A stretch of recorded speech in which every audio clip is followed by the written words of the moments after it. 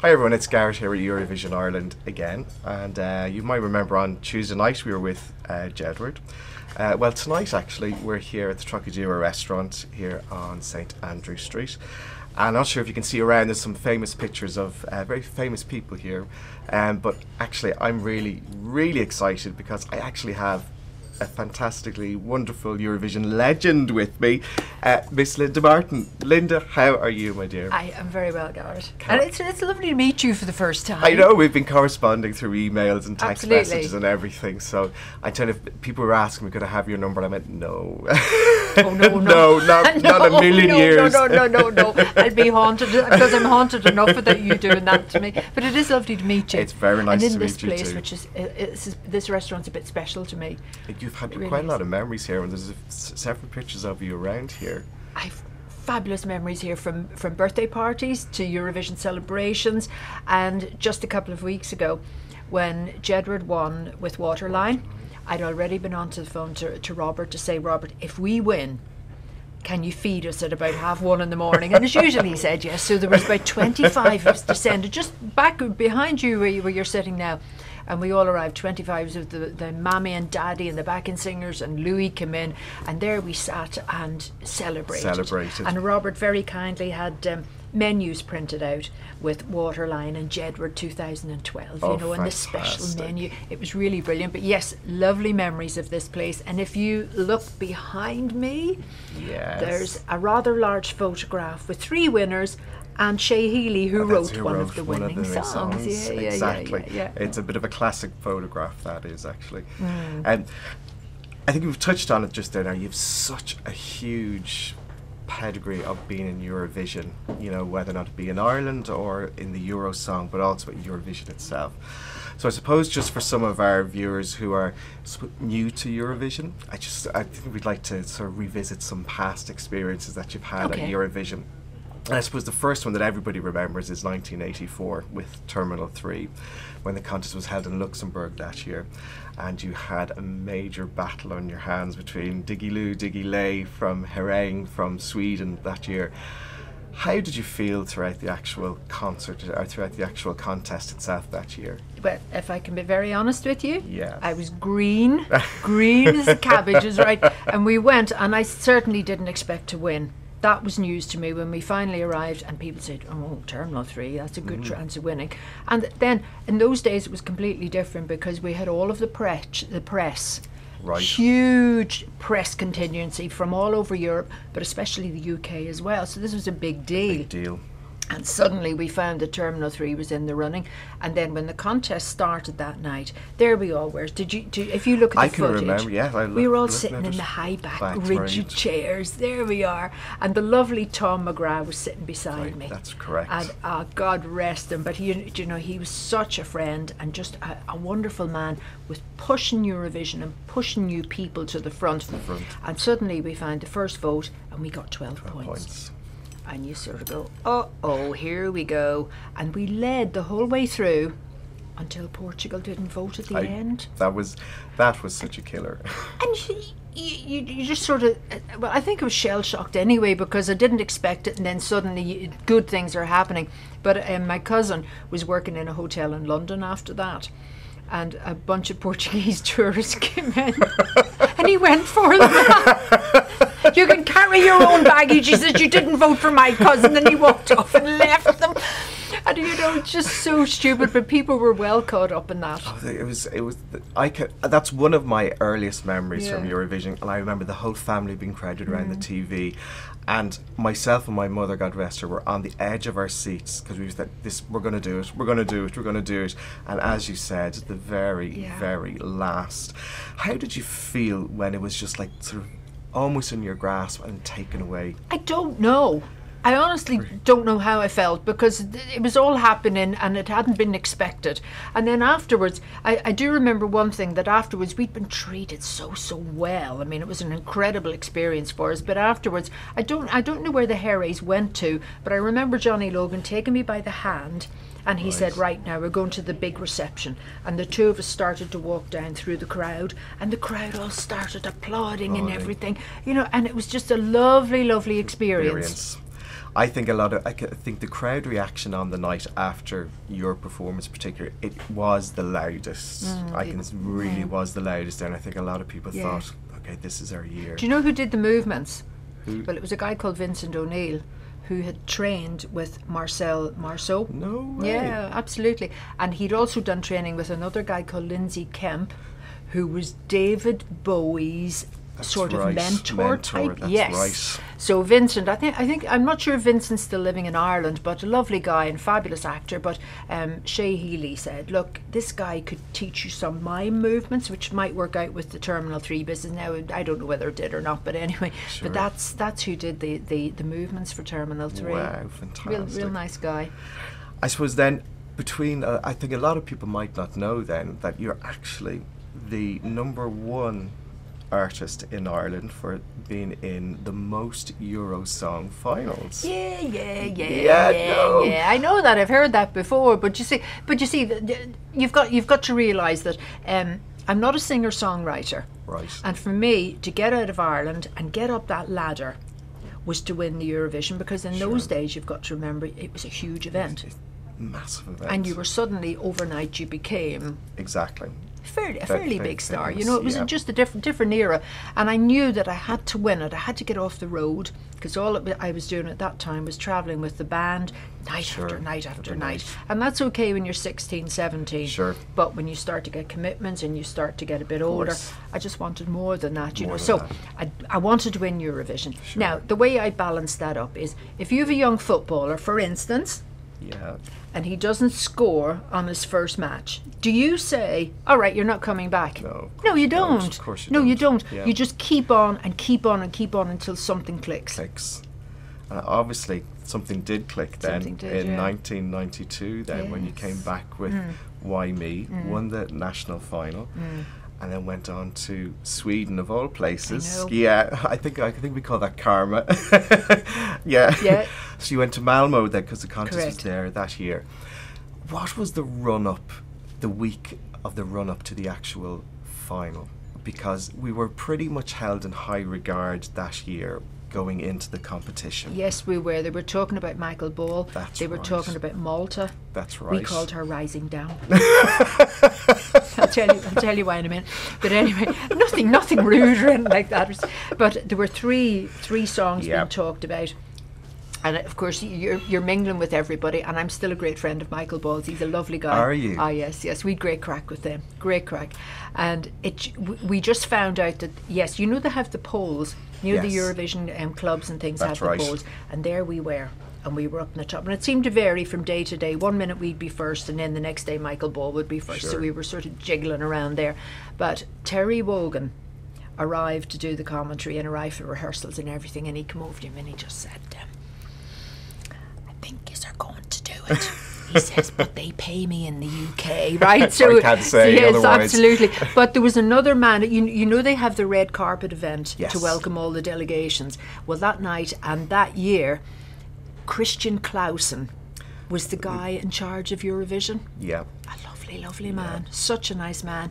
And at the civic reception, he said, I think this year Ireland will win. You know, and he says, shh. You know, because he wasn't allowed to be biased. He wasn't allowed to be. But at the same time, being incredibly boring about it, I didn't get my hopes up at all. I really didn't. Did you not? No, I didn't. Because I can always remember, because you know the way RT used to do the show before the actual Eurovision, showing all the other entries that were there that year. And at the very end, they had Johnny Logan talking about the song, and Johnny said, we're going to do it this year. We're really going to do it this year. Yes. And my distinct memory from 1992 is because the Swedish TV kept going to the green room and you could see them there, and you were there with your scorecard, and I was going just like I was at home with my RT guide filling out the scorecard, and probably the only sober one in the Irish contingent. I tell you that as well. How did you feel when you knew, because I think it was like come the second last jury we knew we'd won then. How did you feel? Because it was obviously it's a dream come true for you. Euphoric. Yeah. Really, and Kevin Lennon was the head of our delegation that year, and he had me holding me down under the table because I wanted to jump up and shout. And of course you can't, because it would have been, in hindsight, it would have been incredibly rude. But at the same time, I knew we had won, and this lot all around me, the delegation, they've been celebrating because they ply you with, at least they did then. They're plying you with drink and everything, you know. So you're having a great time, and everybody's nerves are flying. But I do remember that night when Johnny arrived. And he has sort of carte blanche to go where he wants in Eurovision. You know, he doesn't need a laminate. He just sort of drifts around. And he arrived in that day, and he was looking at the scoreboard, and down the left-hand side, he says, maybe not. And then he looked across, he says, the right-hand side. And he was correct. Right. He was right. Because do you remember, was it Spain? Spain gave us 1 point the first point of the night. But then Turkey, didn't Turkey give us the first 12? The first 12, that's and right. I've worked extensively in Turkey since the 80s, you see. There you go. So, but anyway, it was euphoric. It was an amazing moment.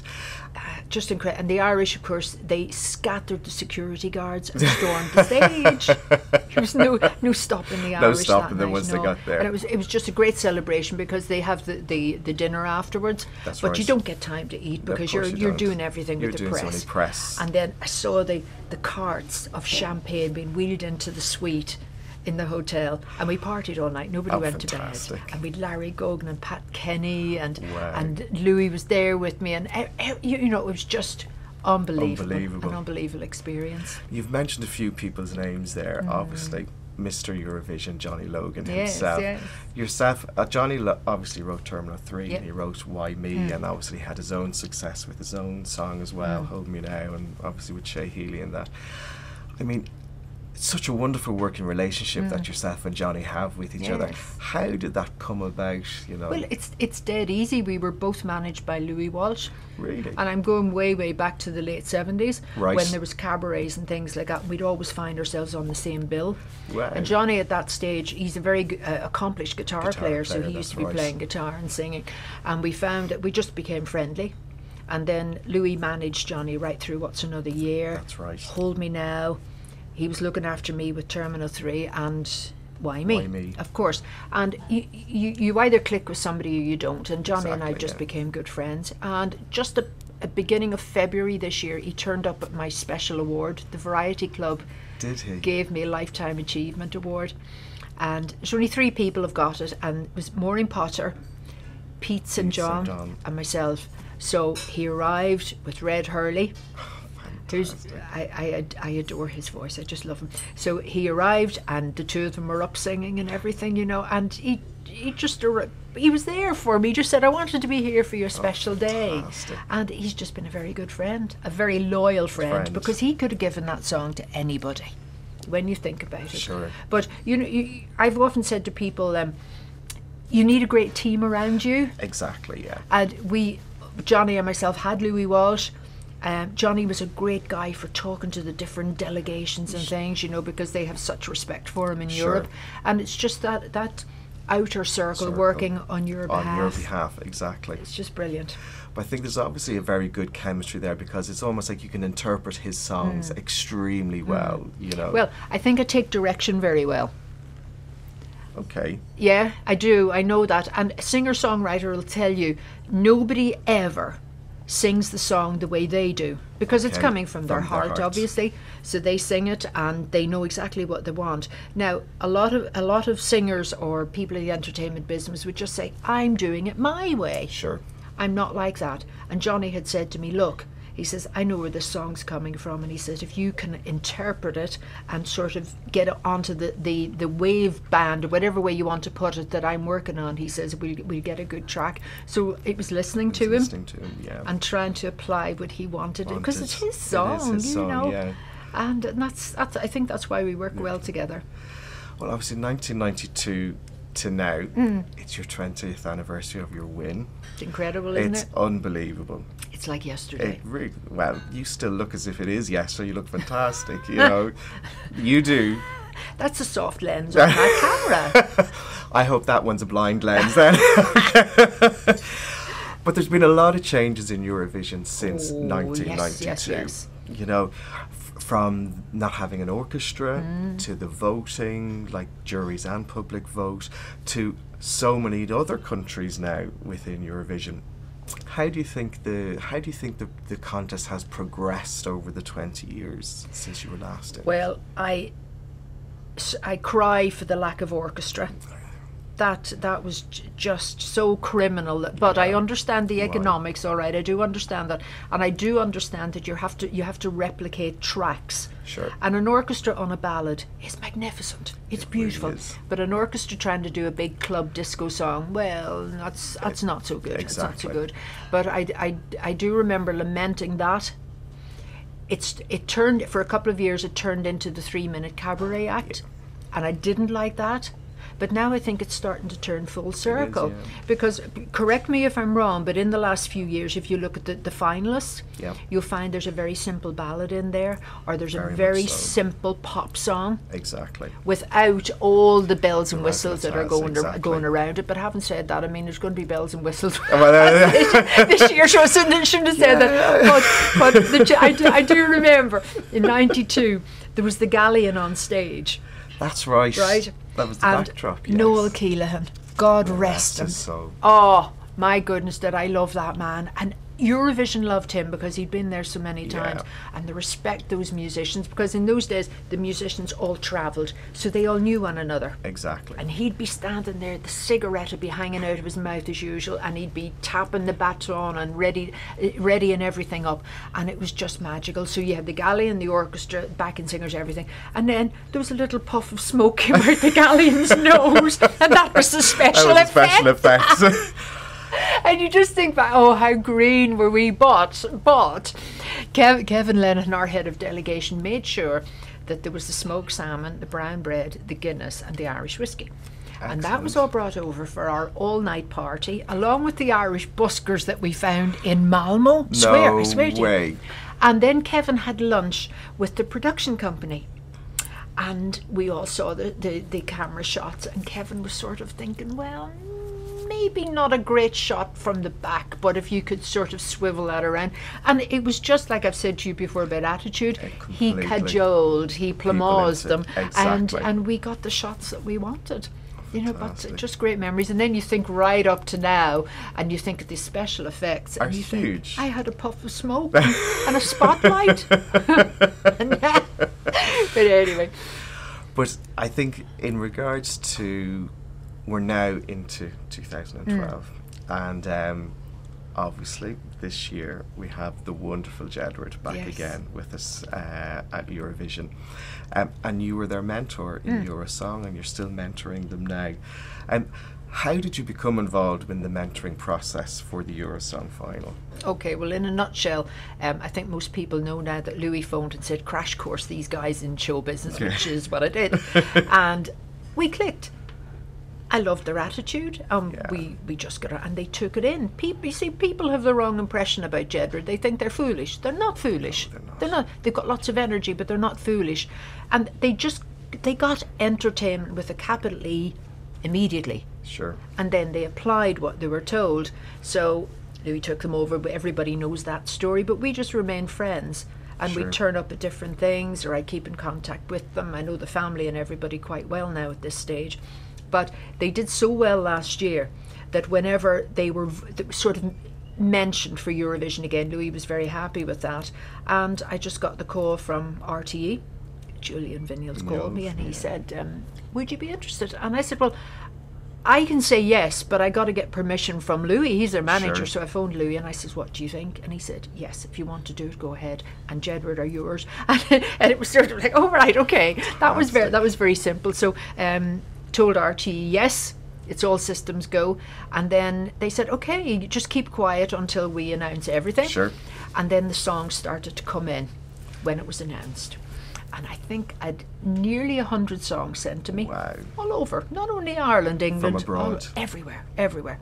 And there were some wonderful big ballads come in as well. Okay. And I'm thinking, now that's a fabulous song, but that's not suitable. Jedward. Yeah, exactly. No. I know exactly what I'm looking for. And I'm sort of starting to bite the nails, and I'm thinking, God, there's nothing going to turn up. until Waterline. Nick Jarl sent me Waterline, and it was like I was listening to it in my kitchen on the laptop, you know, when it first arrived, and I'm sort of like, right, oh, there is a God, yes, and I loved it as soon as I heard it, and I sent it across to Louis straight away, and he loved it. Brilliant. And then Jed's got it. Thankfully they did as well. Yes, it as well. Absolutely. And then they put out all the wrong information. Did you see that on Twitter and everything? It was going to be what's your number? Was the name. They were fooling everybody to try and put everybody off the scent. But it was Waterline, and I loved it. And I'm being very honest when I say that even though I probably heard it a couple of hundred times at this stage, I still love the song. Yes, so do I actually. And it's just got that. And you know something? It's a step up for Jedward because it is actually a love song. Waterline's a metaphor for, you know, for falling in love and everything. Just brilliant. I was going to say that, like, last year Lipstick was, I think that's a fantastically crafted pop song. Yes. But it suited Jedward for back then. I know it's only a year ago, but it had a bit of a novelty factor, and they were new to Europe, you know. Correct. This is a more mature pop song, but it's still great. I mean, I think so. And I think what it does this time also is it crosses the different age barriers. I know, you know, young kids from 5 years of age, like my niece, all the way up to 85-year-olds, you know, grannies and granddads, love the song. Yes. You know, and it just seems to transcend. And this year, Jedward seemed to transcend that as well. You know what I mean? Well, they've matured. They're now 20 years of age. The voices have broken properly now, and they've strengthened and matured because you're probably not aware of it. They've very powerful voices. Oh, yeah. Let one of them sing beside you, which they did during one of the rehearsals, and it was like, whoa, hey, you know. So they had to learn all those tricks about modulating your voice with dynamics in it during the song and everything. But they have now matured, and they've just got better and better. Their harmonies have got better and better, and they were just a dream to work with, an absolute dream, because you make suggestions, and they say, yeah, let's try that. And you work together. And then all I have to do is I say, Jeds, have you sorted out your costumes? Oh, yeah, we're doing that. And they design themselves. Okay. The designs are sent to Venetia in England. And Venetia is a larger-than-life woman who has an amazing talent for creating these costumes out of drawings that the boys send her, but she does dancing. I was dancing with. What do you call it? Strictly Come Dancing. She's been around doing big shows for a lot of years, and I've met her now. She's wonderful, big personality, but she creates these costumes, and all they say to me is, "There it is," and I say, "Fabulous as usual." You know, so you don't have to do anything. They get it. They get it. And can we do a somersault there? I say, no, don't do a somersault there. Keep your somersault to the end, you know. But it's wonderful because a lot of times singers who are trying to be credible, oh no, I'm not doing that. Sure. And it's just wrong. You got to say yes, and you got to try it. Well, with Jeds, you're sort of saying, well, don't try everything. Let's just do a little bit. Exactly. I just love their energy, and I love their passion, and they really love Eurovision themselves, you know, and they know their Eurovision trivia and history as well. Absolutely. Like, I mean, and I was really surprised at that. You know, they were able to name off songs. I go, oh gosh, yeah, not a lot of people would know that. I suppose in the run up to Baku itself, you were saying getting the team to support you and getting them around and that. Have you looked at choreography, the backdrop and things like that? Because I know they've been releasing the actual stage design now, and it's going to be one of the biggest ever Eurovision stages ever, and the most expensive Eurovision ever. 50 million, I think they're spending on it. No recession in Baku at the moment. I had a light and a puff of smoke. That's what I'm trying to say to you. Well, let me put it this way. Over the last 3 years, we've done pantomime together, Jedward and myself, and it's always under Spotlight Productions. Okay. So Stuart O'Connor owns the company, and he's the choreographer. Okay. I think he's a bit of a genius, really. Yeah. So when all of this was organised with RTE, I had to put my people in place, and to be quite honest with you, there wasn't anybody else in the picture. I rang Stuart and I said, I need a word, and I told him, and I said, now, he said, yeah. He couldn't get the words out quick enough, but I knew that he does the tours with Jedward as well, you see, so he knows the boys very well. They have a great working relationship. and he took over the choreography. There was no bother to him, and he has it sorted out. Backing vocalists, believe it or believe it not, a lot of the ones that I wanted were signed to The Voice. No way. Yes. So the So they weren't automatic, available. absolutely. So a lot of the automatic ones, when I rang them and I said, and I said, oh, we can't because we're signed to The Voice. So we have 4 amazing backing vocalists. Yeah. The Leanne Moore from last year. Yes. And she was on the top of the list anyway because I wanted Leanne. Claire O'Malley. Yes. And Claire did pantomime with us last year. Okay. But she's just back after 5 years in Philadelphia. Drama, music, Wow. dance. And I've heard her sing and she's amazing. Fantastic. So she was second on my list. And then we have Shane Greavy and Julian Edwards. Julian has done a lot in the West End now. A lot. And he's a super guy with an amazing voice. So there's my wall of sound. That's your wall of sound, yeah. And once I knew I had them, and if a bomb dropped, it wouldn't matter. Those 4 will continue to sing and sing so spectacularly well. in tune as well. Yeah. So then I went to Mark Rogers, Okay. and Mark does a lot of wardrobe stuff around pantomime as well as Jedward's tour and things Sure. like that. So I rang him and I said, come on, let's have throw a few ideas around. So we ended up sorting the backing singers out with their costumes for Eurosong. Okay. And like I say, the boys do their own thing. I don't thing. have to worry about that. And then it was putting the special effects around them. Around them as well. Yes. I think what everybody's talking about is that because Lipstick was a visual feast last year as well, and it actually won one of the actual Eurovision awards Yes, by the that's right, commentators that's last right. year, and I was so happy for Jedward getting that, because it was just like, you know, it's about time you get recognition, guys, for the hard work that you do and the effort you put in. Do you feel there's some pressure on yourself and the guys this year to do as well, if not hopefully better, you know, than last year, and how are you managing with that? Well, you have it in a nutshell. Of course there's pressure, Yeah. because they finished 8th last year, like Yeah. everybody knows, but I want to take them higher this year. Yeah. I mean, I want the ultimate, if the truth be known, but I definitely want them to go higher, and I think it's possible. I do think it's possible. It's there with me all the time, but I do work well under pressure anyway. Okay. And like today, we're meeting today in the full knowledge that we're having a great conversation, but this is going out right across Europe, and hopefully there'll be people going to vote and, you know, remember Exactly. this is Jedward, oh, there's Linda, we remember her, etc., etc. Exactly. But pressure has to be contained. Yes. And if I get frazzled, the boys will get frazzled. So our team Jedward, as we call it, we've been around together now for the 3 years. So our choreographer, our wardrobe, makeup, hair, everything. Our little unit moves from location to location, and it's very calm. It's very Good. quiet, but it's a little bit of fun as well. Sure. And we all get on very, very well together. And I think that is what's going to take us right through. Because you remember the press last year, they besieged the boys. They were Completely. outside the hotel. They were Yep. everywhere. So Baku, I believe, number one, is quite beautiful. Yes. And I want to take advantage of the old city and everything. And I just think this year will be a little bit different because there's no pub culture as far as I understand. right. So everybody will have a little bit more freedom. And because Jedward don't drink and don't be in pubs, they'll be able to go out and mingle and do all these different things Sure. that they possibly couldn't do last year because it was just a different environment. But we're under control. Team Jedward Team are Jedward. there, and it's I don't know how to explain. Everybody is 110% behind the boys, Sure. and all we can do is do everything possible Sure. for them, For them. and hopefully we will do better.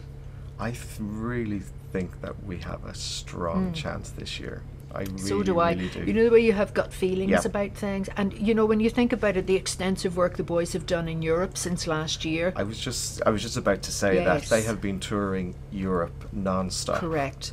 And they have been building their fan base Yes. completely. And of all artists that I've ever come across, whether or not it be Eurovision or otherwise, how they treat their fans is unbelievable. They know them on first name basis. Correct. As I said, I met them on Tuesday night. I didn't even have to introduce myself. I was like, hey, it's Garrett. I know that. And I said, know that. "Okay, how's it going, guys?" You know? Do you see the costumes and shoes that the fans design and make for them and everything? Yeah. Just incredible, really incredible. And I think most of that stuff goes off to hospitals and things to the kids, you know, because they've mountains of gifts. But their dedication to their fans is something. Dedication. I've never seen it before, because you're having a break for something to eat. They're not having a break. They're out at the line and they're talking to their fans and signing autographs. And that, you see, they're so single-minded about their careers, and I've not seen it before. You know, I'll be looking for a cup of tea, but the boys aren't. They're out and doing their thing. And that's payback time. That's whenever the fans are going to pick up the phone and vote for them. They've got a great work ethic, and I don't think people give them enough credit for that. Incredible. And you know, I'm not just talking about the fact that they wear athletes. That's a different sort of energy level, but I can't explain it. It's just they're always in good form.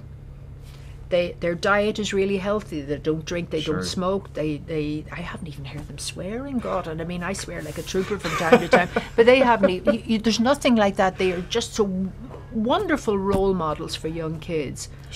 And everything is standing by them now. It's payback time, because people realise that they are actually nice boys, and they're actually two smart cookies. Don't ever underestimate them. No, and well reared. Mammy Jed, and we call Susanna Mammy Jed, and I think she'd have put manners on them, you know, and we just say Mammy, and she sorts it out. Absolutely, but you know, it has stood by them, and they're lovely, and you know, we just couldn't wish for any more for the boys. Seriously, it's world domination. Yeah, exactly, isn't it? In regards to, have you seen any of the competition this year? Oh, I've seen Sweden, Euphoria. And that dancing thing is fabulous. It's very fabulous. Kate Bush, isn't it? It's very. Her movements are very, very Kate Bush, which takes me right back to Lindsay Kemp and Marcel Marceau again, right? Yeah. But that's a big club anthem, I think, isn't it? It really is. Yes. So I'm liking that. But I'm getting various opinions. Oh, Engelbert. Now, what did you think when you heard that the UK were sending Engelbert over? Well, that didn't faze me. Maybe if I was 16 years of age it would, but Engelbert to me still is a big star. My mother loved him. Oh, my mum adored him. And they showed old footage when he was in white. And he had the cravat and the white suit. And my goodness, he was magnificent. But, you know, when I heard the song, and I have listened to it a couple of times, it's a very nice song. Very nice song. A very simple ballad, well crafted. And he does deliver. He really does. That's one to watch as well. Yeah. And have you seen the grannies from Russia? Yes. Bless. I know. They're really great, I have to admit. Yeah. Their background story is fantastic, you know, in regards to where they've come from, you know, and how they started off.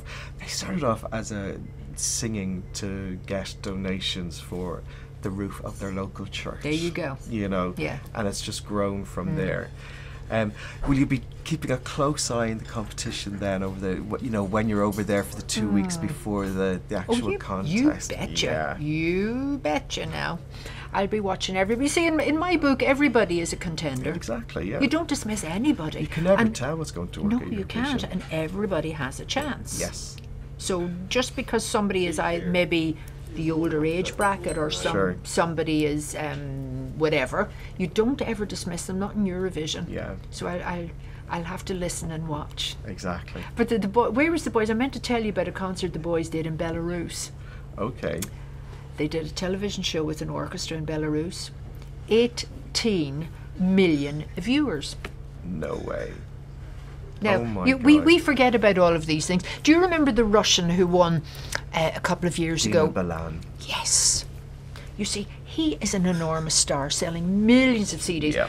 Here in Ireland, we think we're the be-all and end-all. Sure. We forget that there's a big world out there with superstars in those countries. Yeah. That guy is a million seller. Exactly. You know, people in Belarus, huge country, and then we're going to Baku, and look, it's beside Baku. We've got Turkey, we've got the Caspian Sea, then we've got Baku, right? Yeah. So we've got Turkey, where I've worked in for a long, long time, and hopefully they're going to be watching Jedward and think, oh, Linda's looking after them, we'll give them a few votes. But these countries are huge, and the boys have been working extensively in them. I think they were in Sweden.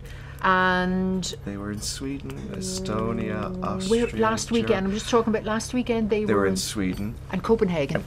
Yes, that's right. Wow. Yeah, and they've a huge fan base in the UK. So hopefully the UK are going to look after us. Okay. Well, look, Linda, thank you so much for your time today. It's been a pleasure. It's been my pleasure. They always say you should never meet any of your idols because they never live up to it. You've surpassed that for me. So thank you very much indeed. Oh, not at all. No, I've enjoyed every minute. And I'll be there in Baku supporting the guys. I'm going, yes. Are you? I am. Oh, for the 2 weeks? For the 2 weeks, yes. My goodness. So I'll be there. Dare I ask what hotel you're staying? You can ask all you want because I haven't got one as of yet. Shouldn't you book? We're trying to at the moment. Oh, my goodness. And I'm almost like having my own mini Eurovision because I'm having friends from the different countries. We're trying to get an apartment together. So. Oh, that's a good idea. That's a very good idea. Exactly. But Baku, I'm getting reports back.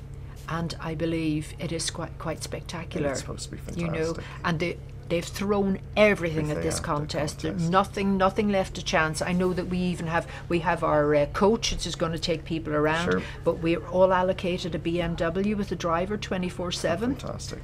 So that's, you know, they're looking after every little aspect of it. Well, I might look for a lift then. Yeah. And our hotel has 3 pools. And I've been looking to use one of them as well. Yes, and when you see the thing on the internet of the hotel, you can see my sunbed there. You can just see it says Linda's bed. I don't think you should tell people what hotel you're in because you'll be besieged by thousands of Jedward fans. I'm not going to do that. Don't. I'm not going to do that. But it's very nice. Excellent. It really is very nice. And do you know, I'm going to meet Nikki next month. You know, Nikki that represented Azerbaijan last year. And we're working together in Newcastle. Wow. And Louis knows her quite well at this stage, so I'm going to get an introduction, and hopefully she'll be able to say, now when you're in Baku, you got to go here, there, whatever. Excellent. Restaurants, doesn't matter what it is. Oh, fantastic. Yes, so now I'm looking forward to that. Well, hopefully that'll bring some more votes in for us as well. I hope so. Yeah, I exactly. hope so. You know, but the boys have worked extensively, and I think their fan base is actually spread out. It really has. You know, and I've worked after Eurovision. We just disappeared for 6 months, and you go off around the countries, Lithuania, Croatia. It doesn't matter. You just move from country to country, and there might be a few grannies or grandas there that might remember me and say, "Oh, well, sure, we'll give them a few votes because of her." No, don't be silly. Well, look, the very best of luck in Baku. Thank you so much. And we'll be there flying the flag with you. Thank you. And thank you for your time Not today. at all. It's been a pleasure. Thank you.